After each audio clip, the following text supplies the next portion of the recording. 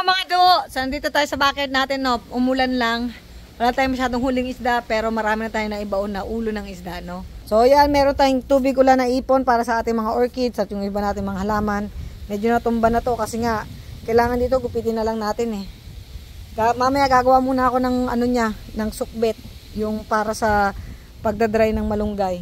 Pero dapat dito, putulin natin kasi bagong tubo kasi to guys, kailangan putulin to para tumibay siya. Kasi tulad itong malunggay na to, oh, ayan oh, pinutol ko siya dito. Kasi nung hindi ko to pinutol, medyo ano siya malamya kasi bagong tubo from spring eh. Tingnan mo ngayon oh. Marami na akong harvest nito kahit anong hangin, hindi pa siya natitinag oh. Pero pag di mo siya pinutol, matitinag yan. Now, ang topic natin itong mga ito, yan oh, gugupitin natin yung mga dahon ng sugar cane ng tubo. Ito siya no. So, pag hinahangin ng ganito kalakas guys, no, pag wala tong ano, kasi hindi siya nakasandig dun sa pader doon. Mabilis nung naranasan ko na to dati na tumba tong mga tubo kasi sa lakas ng hangin. Pero ngayon, ang gagawin ko dito, ilalagay natin to, gugupit-gupitin natin kasi kita nyo tong ano ko, kalamansi ko, bukod sa may mga isda to guys, may mga hasa ng isda. Yan siya.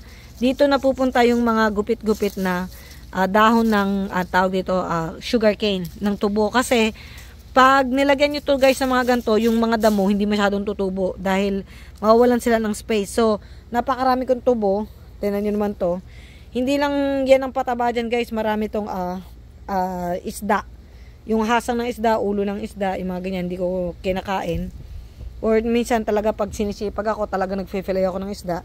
Hindi mo rin naman masyadong kinakain mga butoy, baon mo na lang dyan. Pataba talaga kaya tinan mo. Ang daming bunga ng kalamansi mo mga do. Same thing sa papaya mo, no? Yan o, may mga paso dito, sa ilalim ng paso na yan, may mga hasang ng isda. Ito yung papaya natin, ang liit-liit, punggok, no? Ito, bukod sa variety niya na punggok, talagang meron siyang bunga.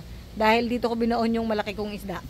Ito siya do, may bunga na yung iyong papaya, yun na siya. Salamat sa isda.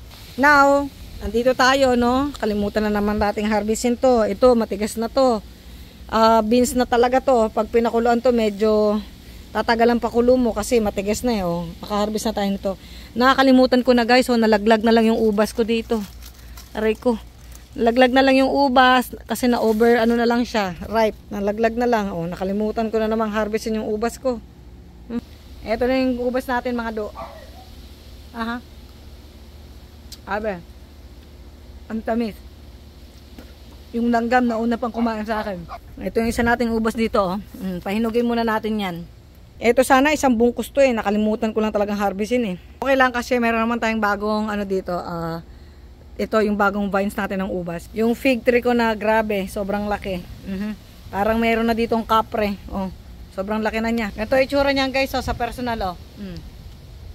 Parang yan, pwede nang baka sa susunod to may kapre na dito. So ang purpose ko nito guys, pag gantong dapit hapon no, kailangan talaga mag cover up ka kasi at saka maglagay ka ng mga yung sa lamok kasi gabi ang lamok dito. Habang laki ang mga lamok. At the same time kasi umuulan, kailangan natin tabasin to. Yung yung mga sugar cane. Kasi dito ako kumukuha ng panggawa ko ng tsaa. Nakita niyo naman paano ko gawin yung tsaa. May guyabano, may sugar cane, may pandan, may tanglad. Pakita ko sa inyo yung guyabano ko, no? Yung iba dyan sa Pilipinas, pwede naman tumubo guyabano. Tignan nyo, nasan yung guyabano ko? Ito siya guys, oh. Nasa paso. Ayun, oh. Yung guyabano ko nasa paso. Nasa paso, from the seed. Sa buto lang yan siya guys. Ayan na siya. Pag lagi nyo harvestin yung dahon nito, mas mabilis siyang magbunga. At yung natin, sitaw natin, grabe, Jack and the Beanstalk. Ang laki. Minsan nga talaga siguro pag dito maalagaan ng dito, yung mga damo naghabaan na, tingnan yung mga sitaw. Naglakihan na talaga, oh, grabe. Gagawin na natin yung pang beans na yan. Ito, tumuyo na siya, oh. Hindi ko lang napansin, oh. Kaya talagang pag may tanim ka, ito katulad ng sitaw, maganda to kasi yung batang sitaw, ito pang adobo, ito pang ginisa naman kasi yung buto niya pwede mo namang panghalo. Protein pa rin 'yun. O di ba?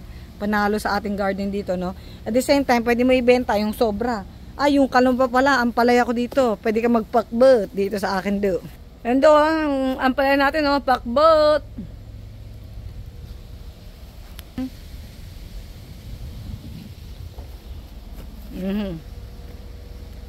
Yung aking tawag dyan, hindi ko na post yun Yung aking, what is this one? Tanglad, Tapos ito yung ating pangpakbet na ampalaya, diba, panalo. So yung mga sobra dyan guys, sa Tural binibenta. Kasi ngayon, mahal ang tinda ngayon sa Asian market.